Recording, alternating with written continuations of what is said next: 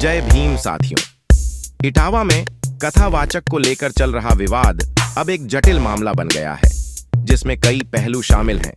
21 जून को इटावा के दांदरपुर गांव में भागवत कथा करने पहुंचे मुकुटमणि यादव और उनके सहयोगी संत सिंह यादव एक कथावाचक हैं एल, और वे पिछले लगभग 15 सालों से भागवत कथा का पाठ करते आ रहे हैं। वह हाई स्कूल, इंटरमीडिएट और बीए तक पढ़ाई की है। उनके पिता राम प्रकाश यादव के अनुसार उनके 8 बच्चे हैं और मुकुटमणि उनमें सबसे बड़े हैं। हाल ही में वे सुर्खियों में आए जब उत्तर प्रदेश के इटावा में उनके और उनके साथी संत सिंह यादव के साथ मारपीट और बदसलूकी का मामला सामने आया। उन पर आरोप लगे कि उन्होंने खुद को ब्राह्मण बताया था, जबकि वे यादव जाति से हैं।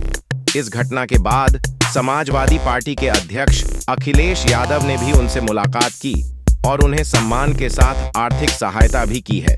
दोस्तों, हम आपको इटावा में चल रहे कथावाचकों को लेकर चल रहे विवाद पर धीरेन्द्र कृष्ण शास्त्री के उस बयान के बारे में आगे की वीडियो में बताएंगे।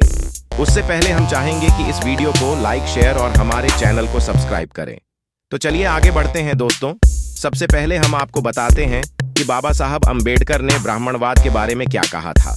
बाबा साहब अंबेडकर ने कहा था कि ब्राह्मणवाद ब्राह्मण की बुद्धिमानी पर नहीं, बल्कि शूद्रों की अज्ञानता पर टिका हुआ है, और ब्राह्मणवाद एक सर्प से भी ज्यादा जहरीला होता है। Doctor Baba Saheb B.R. अंबेडकर ब्राह्मणवाद के प्रबल आलोचक थे। उनके लिए ब्राह्मणवाद का अर्थ किसी विशेष समुदाय से नहीं था, बल्कि यह स्वतंत्रता, समानता और बंधुत्व की भावना का खंडन था। उनका मानना था कि ब्राह्मणवाद एक ऐसी विचारधारा है जो समाज में असमानता को बढ़ावा देती है और कुछ वर्गों को विशेषाधिकार देती है, जबकि दूसरों को अवसरों से वंचित करती है। उनका मानना था कि यह न केवल सामाजिक अधिकारों तक सीमित है, बल्कि नागरिक अधिकारों को भी प्रभावित करता है। अंबेडकर ने तर्क दिया कि ब्राह्मणों ने ही जाति व्यवस्था के निर्माण में महत्वपूर्ण भूमिका निभाई।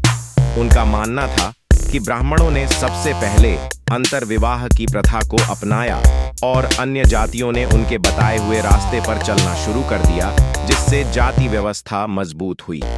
उनका यह भी मानना था कि ब्राह्मणों ने अपने स्वार्थ और लोभ के लिए धर्म को एक आवरण के रूप में इस्तेमाल किया, ताकि वे अपने विशेष अधिकारों को बनाए रख सकें।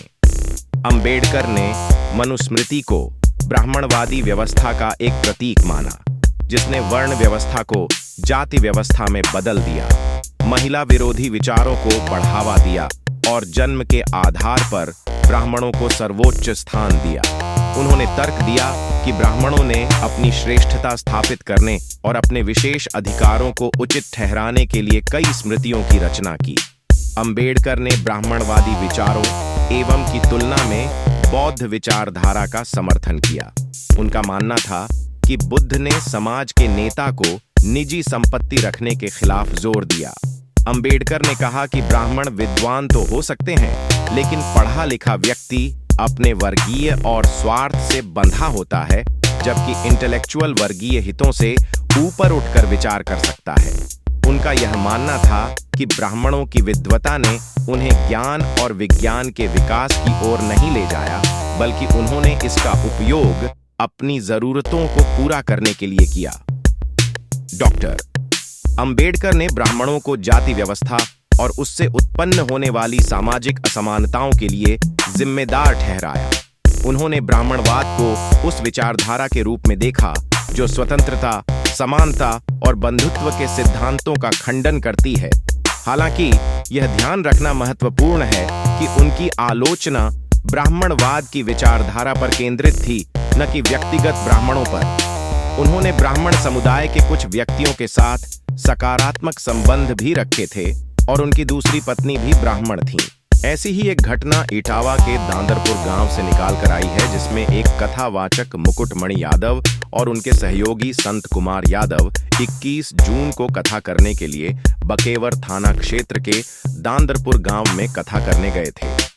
कथा के दूसरे दिन जिनके यहाँ वह कथावाचक मुकुटमणि यादव और उनके सहयोगी संत सिंह यादव कथा कहने के लिए गए थे, वह लोग ब्राह्मण थे। जब उन्हें यह बात पता लगी कि यह कथावाचक ब्राह्मण नहीं यादव है, तब उस गांव के ब्राह्मणों ने उनसे उनकी जाति पूछी। तब कथावाचकों ने कहा, मैं यादव समाज से हूं। और उन ब्राह्मणों ने कहा कि तुम यादव हो करके व्यास गद्दी पर कैसे बैठ सकते हो, और तुम यादव हो करके कथा कहने आए हो। इस पर उन कथावाचकों का घोर अपमान किया गया, उन्हें गालियां दी।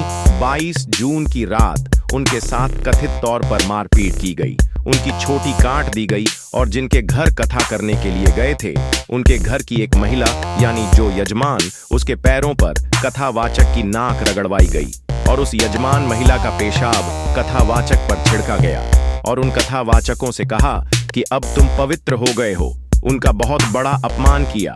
यह बहुत ही निंदनीय कृत्य है। अब यह किसी एक समुदाय का अपमान नहीं है, बल्कि यह पूरे समाज का अपमान है। एससी, एसटी और ओबीसी सभी समुदायों का अपमान है। बाद में कथा कराने वाले परिवार, विशेषकर यजमान जयप्रकाश तिवारी की पत्नी रेणु तिवारी ने कथावाचकों पर छेड़छाड़ और अभद्र व्यवहार का आरोप लगाया। उनका कहना है कि कथावाचक ने उनसे अपने हाथ से खाना खिलाने की मांग की थी। आरोप है कि कथावाचकों के पास से फर्जी आधार कार्ड मिले, जिनमें उन्होंने अपनी जाति गलत बताई थी। कथावाचक मुकुटमणि यादव और संत कुमार यादव, इन पर जाति छिपाने, फर्जी आधार कार्ड बनवाने, धोखाधड़ी और छेड़छाड़ के आरोप लगे हैं। ब्राह्मण परिवार जयप्रकाश तिवारी और रेणु तिवारी, इन्होंने कथावाचकों पर जाति छिपाने, धार्मिक भावनाएं आहत करने और छेड़छाड़ का आरोप लगाया है। कुछ ग्रामीणों ने कथावाचकों के साथ मारपीट की, जिसके बाद कुछ गिरफ्तारियां भी हुईं। कथावाचकों के साथ हुए दुर्व्यवहार के बाद अब यादव समाज और अहीर रेजिमेंट जैसे संगठनों ने विरोध प्रदर्शन किए। उन्होंने पुलिस पर भी पथराव किया, जिसमें पुलिस की गाड़ियां क्षतिग्रस्त हुईं और पुलिस को हवाई फायरिंग भी करनी पड़ी। उन्होंने कथावाचकों पर अत्याचार करने वालों के खिलाफ कार्रवाई की मांग की। तो दोस्तों, अब हम आपको बताते हैं कि धीरेन्द्र कृष्ण शास्त्री इटावा विवाद में क्या कहा है। कथावाचक की छोटी काटे जाने की घटना पर उन्होंने टिप्पणी करते हुए कहा कि वे जातिवाद के पक्ष में नहीं हैं। उन्होंने उन लोगों की निंदा की जिन्होंने कानून को अपने हाथ में लिया और कहा कि भारत में न्यायपालिका है। अगर कोई गलत कर रहा है तो प्रशासन को बताना चाहिए, लेकिन किसी को जातिवाद के नाम पर दंड नहीं देना चाहिए। धीरेन्द्र शास्त्री का जातिवाद पर मुख्य जोर जातिगत भेदभाव को समाप्त करने, राष्ट्रवाद को बढ़ावा देने और देश को दो मुख्य आर्थिक श्रेणियों, गरीब और अमीर, में वर्गीकृत करने पर है, ताकि सामाजिक और आर्थिक विकास को गति मिल सके। वे जातिगत जनगणना को देश को बांटने वाला मानते हैं और सभी हिंदुओं को एकजुट होने का आह्वान करते हैं। वे भारत को हिंदू राष्ट्र बनाने की मांग करते हैं और अक्सर हिंदुओं को एकजुट होने की बात करते हैं। दोस्तों, क्या आपको यह नहीं लगता कि धीरेन्द्र कृष्ण शास्त्री का यह बयान सिर्फ एक दिखावा है, इससे ज्यादा और कुछ भी नहीं? इनके बयान जितना तेज और इमोशनल है, होते हैं गहरे होते हैं। क्या यहाँ बहुजन समाज को बहकाने की कोशिश नहीं है? इनके विचार सिर्फ अंधविश्वास और पाखंड तक सीमित है, न कि तर्क और विज्ञान की तरफ। धीरेन्द्र कृष्ण शास्त्री हिंदू राष्ट्र बनाने की बात करते हैं। क्या इसी तरह हिंदू राष्ट्र बनेगा जिसमें जाति पाति, उच्च दन नीच छुआछूत का अभाव है? दोस्तों, आज की वीडियो में बस इतना ही। मिलते हैं नेक्स्ट वीडियो में। हमारा वीडियो अच्छा लगे तो लाइक, शेयर और हमारे चैनल को सब्सक्राइब करें। धन्यवाद।